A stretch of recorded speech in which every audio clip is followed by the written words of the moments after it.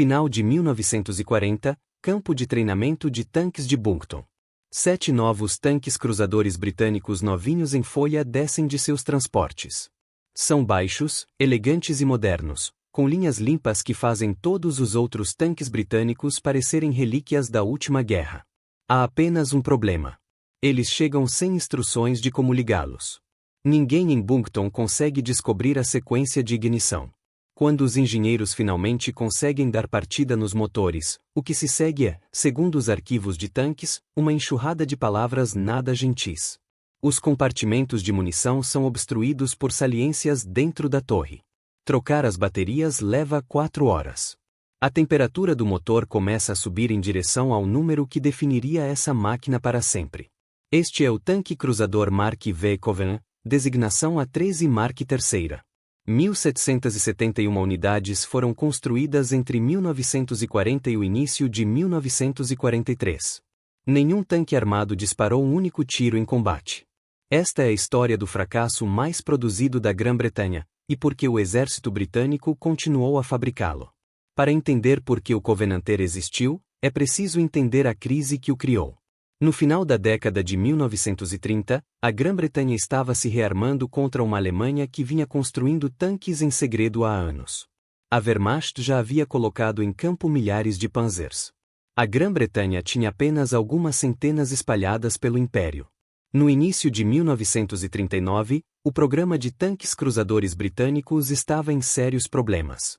Os projetos anteriores, A-14 e A-16, haviam se mostrado caros demais, pesados demais e pouco confiáveis. O War Office precisava de algo mais barato, mais leve e rápido. A especificação do Estado-Maior exigia: canhão de 2 libras. Suspensão Christian casco rebaixado. 40 mm de blindagem nas superfícies verticais. Pelo menos 300 cavalos de potência. Alta velocidade. O problema era que os fabricantes tradicionais de tanques já estavam sobrecarregados. Então o governo recorreu a uma empresa que nunca havia construído um veículo de combate, a London, Midland and Sotich Railway, uma das Big Four ferroviárias britânicas. Eles construíam locomotivas e vagões em suas oficinas de Creve. Agora estavam sendo encarregados de projetar um tanque. A LMS designou seu escritório especial de desenho em Houston para o casco e o chassi. A torre foi projetada pela Nuffield Mechanization Engineering. O motor foi criado pela Henry Meadows Limited. Em 17 de abril de 1939, com a guerra a apenas 5 meses de distância, o War Office aprovou o financiamento e encomendou um modelo piloto mais 100 veículos de produção, baseando-se apenas em uma maquete de madeira. Nenhum protótipo havia sido construído. Nenhum protótipo havia sido testado. Essa decisão, encomendar diretamente da prancheta, provaria ser catastrófica. Até setembro, English Electric e Leyland Motor juntaram-se ao programa, com mais 250 tanques encomendados. 400 tanques comprometidos antes que um único existisse em metal. O primeiro modelo piloto de aço macio só chegou ao centro de testes em Farnborough em 23 de maio de 1940, e sem torre. Com 16 toneladas e velocidade máxima de 37 milhas por hora, cerca de 60 km por hora, os avaliadores o chamaram de basicamente uma máquina sólida. Esse otimismo inicial escondia o que estava por vir. O defeito fatal do Covenanter surgiu de uma decisão de engenharia que parecia perfeitamente lógica: se você construísse locomotivas ferroviárias para viver. A especificação exigia perfil baixo, apenas 2,24 metros de altura. Henry Meadows projetou um motor a gasolina de 12 cilindros horizontalmente opostos, produzindo 300 HP a 2.400 rotações por minuto. O motor era impressionantemente compacto em altura. Mas era extremamente largo. Essa largura não deixava espaço para radiadores no compartimento traseiro do motor. A LMS resolveu o problema instalando 2 radiadores na frente esquerda do casco, em arranjo em V. A água quente e o óleo precisavam então percorrer tubulações por todo o comprimento do compartimento de combate até alcançar o motor traseiro.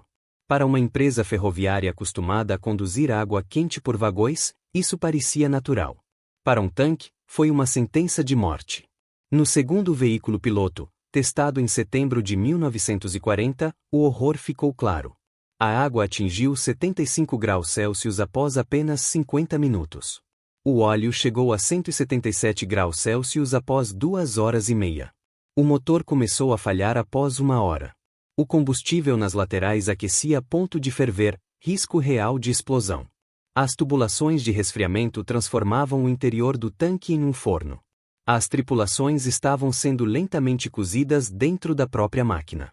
4 versões foram produzidas tentando corrigir o problema de resfriamento, sem jamais mudar o layout fundamental. Mas os radiadores permaneceram na frente. O motor permaneceu atrás. E os longos tubos atravessando o compartimento da tripulação nunca foram eliminados. Mesmo assim, a produção continuou.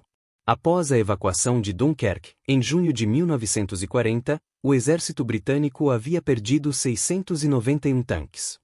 Restaram apenas cerca de 340 modernos em toda a Grã-Bretanha. A invasão alemã parecia iminente. Winston Churchill ordenou a produção de todos os projetos existentes. Qualquer tanque era melhor do que nenhum tanque. O Covenanter também era o tanque britânico mais barato.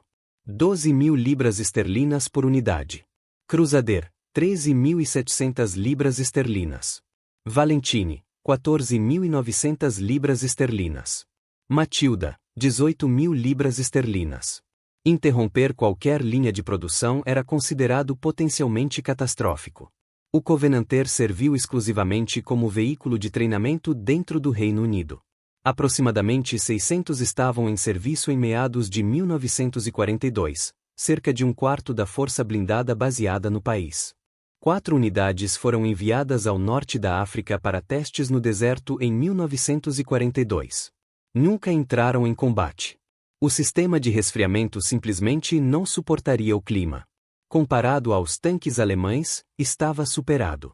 O Panzer III e o Panzer IV F2 podiam destruí-lo à distância, enquanto sua blindagem era insuficiente e seu canhão de 2 libras já estava obsoleto. Seu irmão britânico, o Crusader Tank, projetado ao mesmo tempo, usava radiadores convencionais traseiros e teve carreira ativa no norte da África. Mais de 5.400 foram construídos. O Covenanter jamais disparou um tiro em combate terrestre. Seu único sucesso real foi a versão lança-ponte, usada inclusive no cerco de Dunkerque entre 1944 e 1945. Em fevereiro de 1944, foi declarado obsoleto. Dos 1.771 construídos, apenas alguns sobrevivem. Um Mark III está preservado no The Tank Museum. Os demais foram sucateados. Mas seu fracasso ensinou lições duras à indústria britânica. Nunca encomendar direto da prancheta. Nunca separar radiadores do motor. Sempre projetar com margem para melhorias. Sempre testar protótipos antes da produção em massa. Tanques posteriores como o Cromwell, o Comey e o Centurion carregaram essas lições no DNA de engenharia. 1.771 tanques que nunca dispararam um único tiro. Mas cada tanque britânico que veio depois foi melhor, porque o Covenanter provou exatamente o que acontece quando se deixa uma empresa ferroviária projetar uma máquina de guerra e produzi-la antes de verificar se funciona. Quando a Rolls-Royce passou 9 meses aperfeiçoando o sistema de arrefecimento do motor Meteor para o Cromwell Tank, eles estavam pensando no Covenanter. Quando o Conselho de Tanques britânico passou a exigir testes rigorosos de protótipo antes de qualquer encomenda em massa, eles estavam se lembrando do Covenanter. O fantasma do erro estava sempre presente. O mais irônico é que, em testes comparativos realizados em julho de 1942 em Bovington, o Covenanter não foi totalmente humilhado.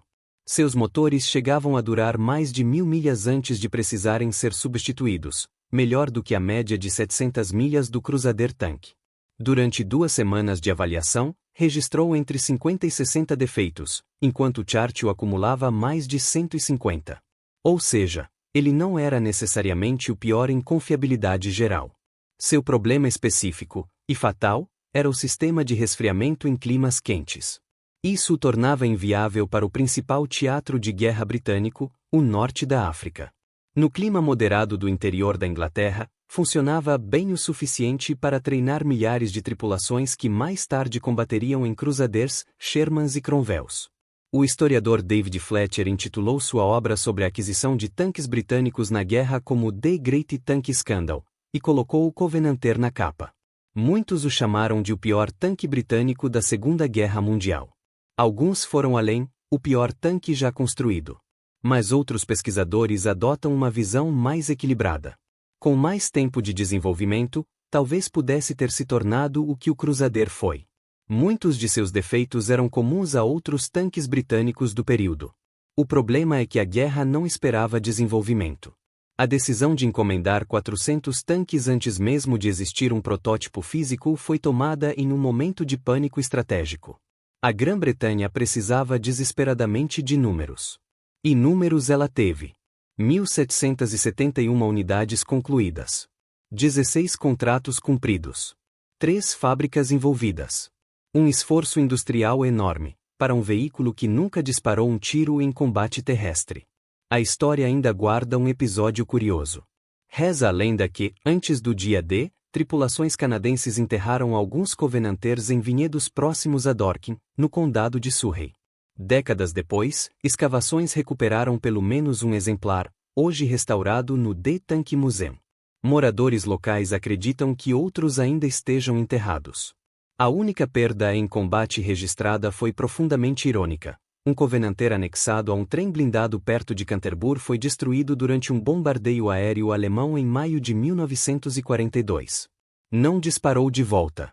O tanque foi oficialmente declarado obsoleto em fevereiro de 1944. Dos 1.771 construídos, apenas alguns sobrevivem hoje. A maioria foi desmontada e sucateada, um destino silencioso para um projeto que começou com tanta expectativa. E, no entanto, seu fracasso teve um valor imenso. O Covenanter ensinou lições que mudaram toda a linhagem posterior de blindados britânicos. O Comet Tank, depois, o Centurion Tank carregaram no seu DNA de engenharia as cicatrizes desse erro. Porque às vezes o fracasso ensina mais do que o sucesso. O Covenanter parecia o futuro do blindado britânico. Linhas modernas. Perfil baixo. Especificações impressionantes no papel. Mas guerra não se vence no papel. Ele provou 4 verdades fundamentais da engenharia militar. Nunca encomende diretamente da prancheta. Nunca separe radiadores do motor. Sempre projete com margem para melhorias. Sempre teste um protótipo antes da produção em massa. 1.771 tanques. Nenhum disparo em combate terrestre. Mas cada tanque britânico que veio depois foi melhor por causa dele.